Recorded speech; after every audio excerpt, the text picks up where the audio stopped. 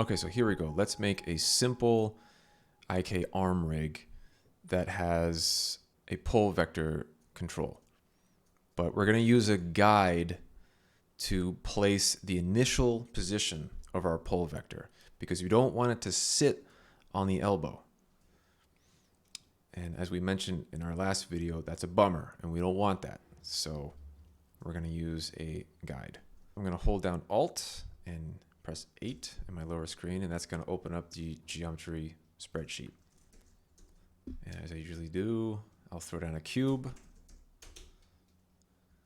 put down a skeleton, draw it out, get rid of the cube. Let's pack this,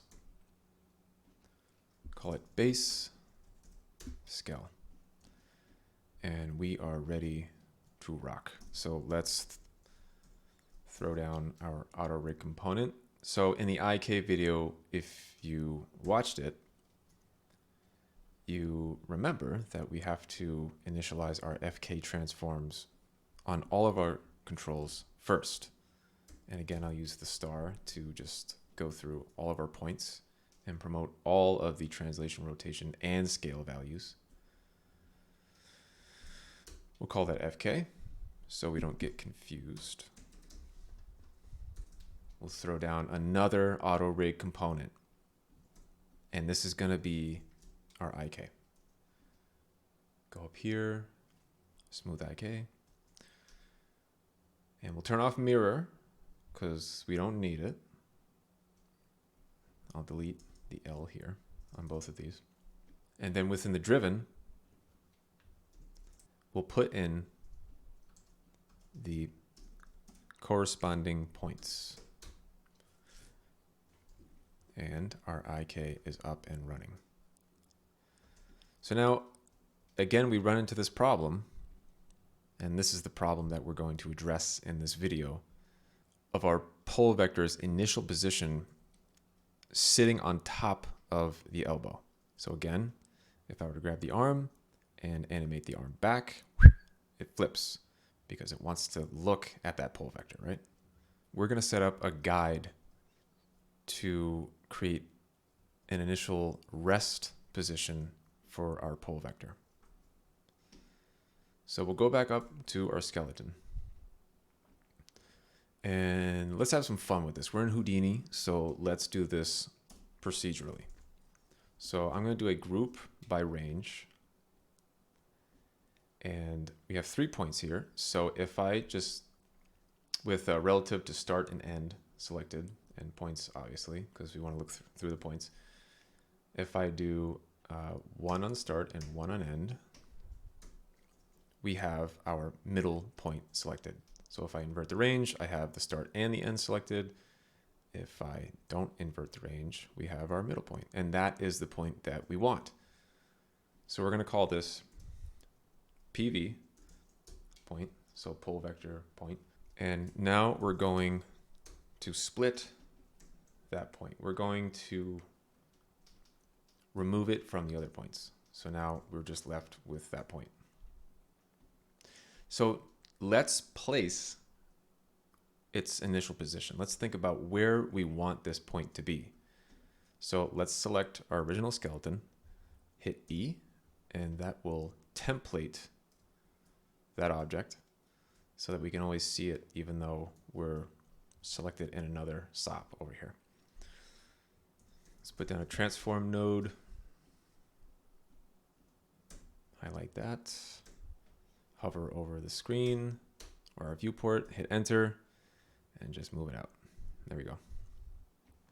That's beautiful. So again, we don't want to run into naming conflicts, right? Because this is going to be called point 1. So let's give this a name. Let's call this, make sure we're on point, and then call this PV CTRL, pull vector control. And you can call it whatever you want.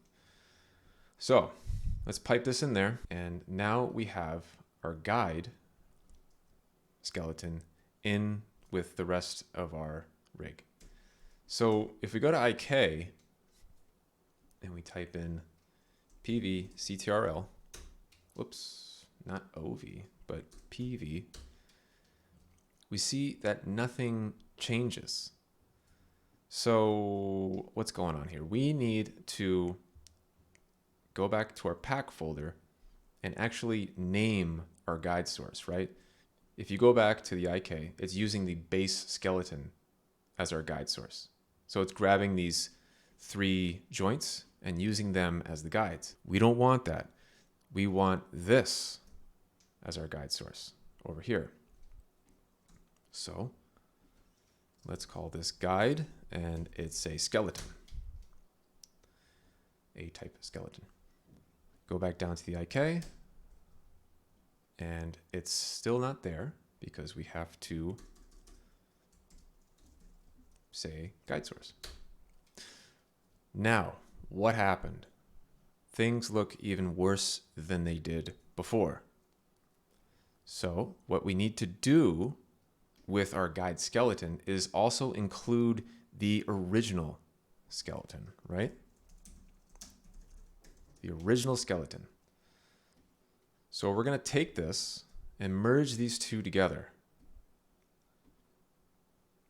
We're going to disconnect that. So if you hold down Y and click and drag, it removes, you can like cut, you can cut your ties there. Slick little move. So remember, we disconnected it. So now we had to go back in our pack folder and get that name back. Guide, Skel. Go back to the IK.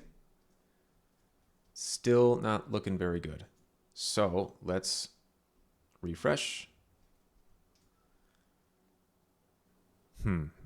And for some reason, it's still not working. Give me just a sec.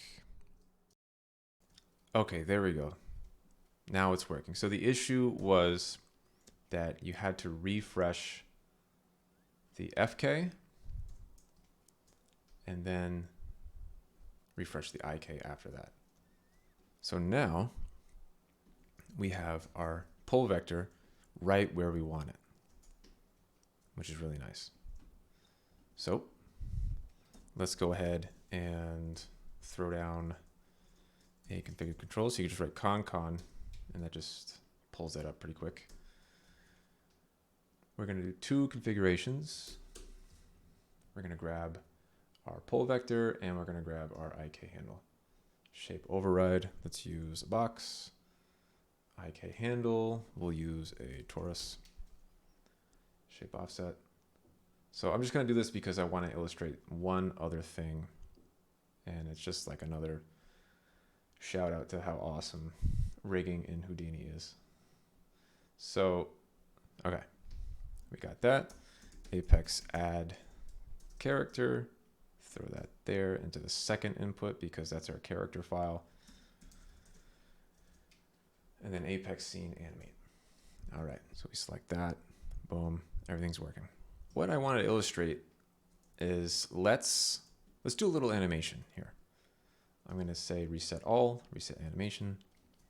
And I'm going to hover over my bottom area here, and then I'm going to hit Alt-6, and that'll bring up my graph editor. And whenever I'm animating, I always use the graph editor. I'm going to hover over my main window and just hit Control-1, so now I have a full window up here. So you see now that we're animating, we have our control sets. Now, let's create a quick animation. So if I select my control and hit K, let's actually move that back to our first frame. Go to frame 24, doesn't matter. I just want to illustrate something. Move that up. So we have this. All right, so we're animating and I have auto key turned on. That's why it did it automatically. So we'll do the same thing with our pull vector and we'll move that up. So we get something like this. If I select both controls, hit F, now I can see both controls. So we love our animation, right? This animation is amazing, but we don't love where our pull vector is. We want it further back in our rig. Typically in any other 3D tool or 3D package, this would require almost like a complete teardown of your IK rig. You'd have to disconnect the pull vector, you'd have to move it and then reconnect it. It's, you know, a big pain in the butt. But we're in Houdini, so we don't need to do that. All we need to do is move our pole vector, right? In our original transform node, right? In this transform, we'll call this PV pose, PV position. We just move it way back, right? Give ourselves a lot of real estate. Go back to our scene animate. See, it hasn't updated yet, but if I click on this, we'll refresh that. Let's see, let's refresh everything again. So now it's way back there. If I go to my scene animate, now it's way back there. And we didn't lose our animation, and we still have all of our controls. And that's one of the beauties of procedural rigging. In the next video, we're going to talk about using tags and how they're an essential part of the Apex workflow, especially when it comes to transferring your rig to other characters.